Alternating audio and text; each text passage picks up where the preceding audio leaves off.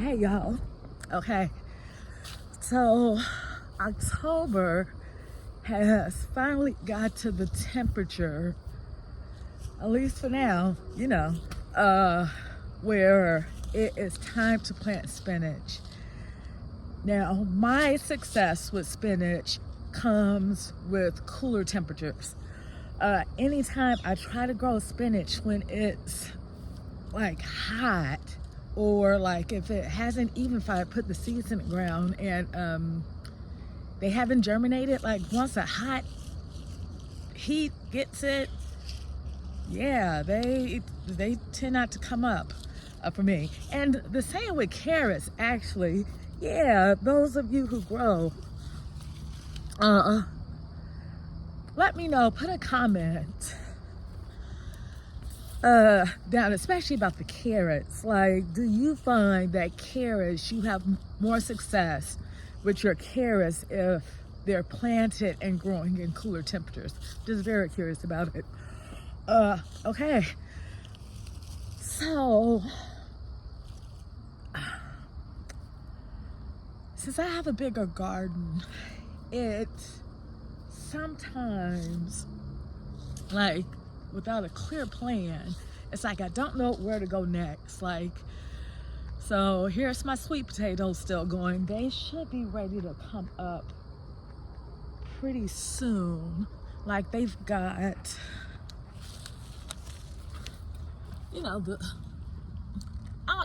to me, this is an indication that they're like about ready. I don't know if that's true. That could be all in my mind, y'all. That could be all in my mind.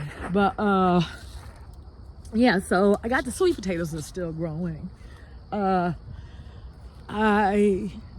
see, it's good to talk to you all about it. Okay, so what I need to do, because the tomatoes are done for. Like, I pulled up the tomatoes at Nichols Park, and now it's time to get like planting some stuff there, and that's what I'm going to do here. So the peppers are actually still doing, yeah, they're doing okay. So there's a whole story to this. Okay, so every year I experiment and I try something new, some garden method that's new, because look, y'all, I'm a learner. Yeah, and I'm like, I like to try different techniques and methods to see what works and what doesn't work. And I've learned a lot. That's probably why, because I do that and do that every year intentional, I'll see a method that worked well. It's like, well, what about this? What about that? And just see what does better, So I guess at heart, I do love science. But I definitely have different philosophies, garden philosophies, I realized, because of me doing that and me intentionally working with nature and us developing our own sweet dance too. Even though I've got these seeds, I also have spinach seeds that are harvested, but it's something about that. Like, it's so crazy. So the seeds are the seeds, man. So the plants do what they do. You harvest the seeds and then you like resell them. But for some reason, like, my seeds, and I don't think I have ever had a problem with my seeds germinating. So I don't know, maybe a couple, whatever, but I get a little nervous. It's like, what if these don't germinate? And you know what? I think we take a lot of stuff that happened in the garden, like, personally. Like, y'all, let me show you this cabbage, man. Like, y'all, look at what I ran out of BT. It hasn't messed with my other stuff yet, but y'all, only place I can get it now is Amazon. So those are still looking fine. But y'all, this is a cabbage. I was gonna say was, but no, this is a cabbage. And you see, like, this is nature, just the doggone cabbage worms just doing what they do. And I pulled off so many, man. Like, y'all have no idea how many I pulled. But this, even as, damaged as it is, once the environment is fine and like the cabbage worms stop with her, she's gonna grow. She's gonna, like, Yeah, like it is not over for this plant.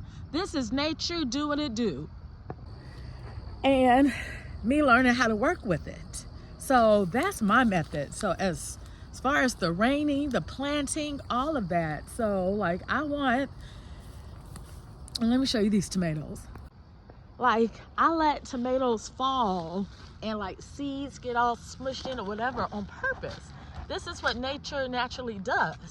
So by like me allowing things to drop and seeds to like get into the soil, like something looked like they took a bite out of that nature. Okay, you know, seeds get into the nature has already done the work for me, and I'm gonna have Roma tomato plants next year for me to take and disperse and share however I like from nature.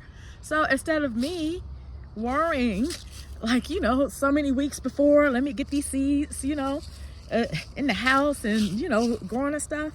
Yeah, like now with me doing that, letting seeds fall where they fall and come up for me to get them, you know, later, my work is a whole lot easier now that nature is doing most of the work. So, but with that, you know, like some things happen, like the cabbage.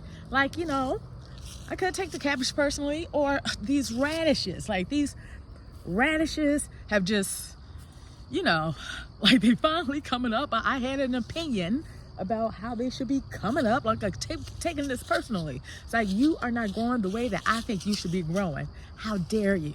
You know, you take that personally. It's like, this ain't you, honey. This is nature. So, that's my garden philosophy. Let nature do what it do. And for us not to judge anything. Like someone would judge the cabbage as bad. And, you know, I get that. But this is nature doing what it do. We learn from it. And once we correct the conditions, the plant is going to thrive. Y'all, that's with us and our bodies. Like what we eat, what we do, and all that. My goodness. Like once we correct the conditions, the body will heal itself. We just need to correct the conditions. It's the same in the garden, y'all. It's the same with the garden. So, yeah.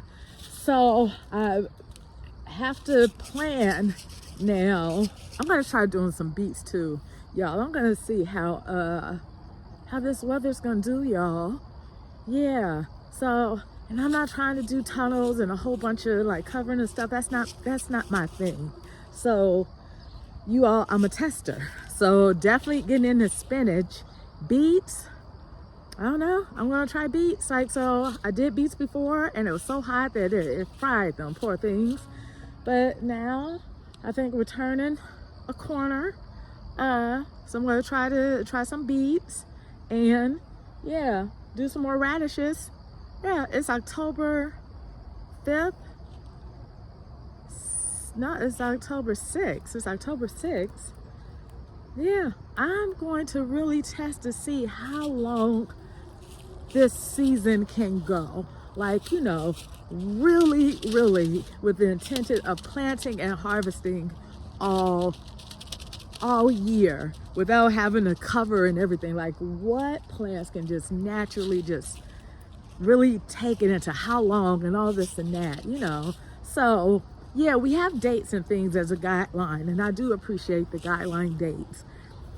But yeah, we're gonna see how far we can go with this. So I am going to, but wait a second, yes I do. So y'all, I can't remember what I typically do. That's why it's really good to write stuff down. Y'all, I can't remember what I normally do, but that's what I'm doing this year. And I'm going to leave, so I'm going to leave the peppers. Now that the, hey y'all, I don't know. I thought I was recording and I wasn't, but I don't know for how long. So this may seem a little choppy. Sorry about that. So,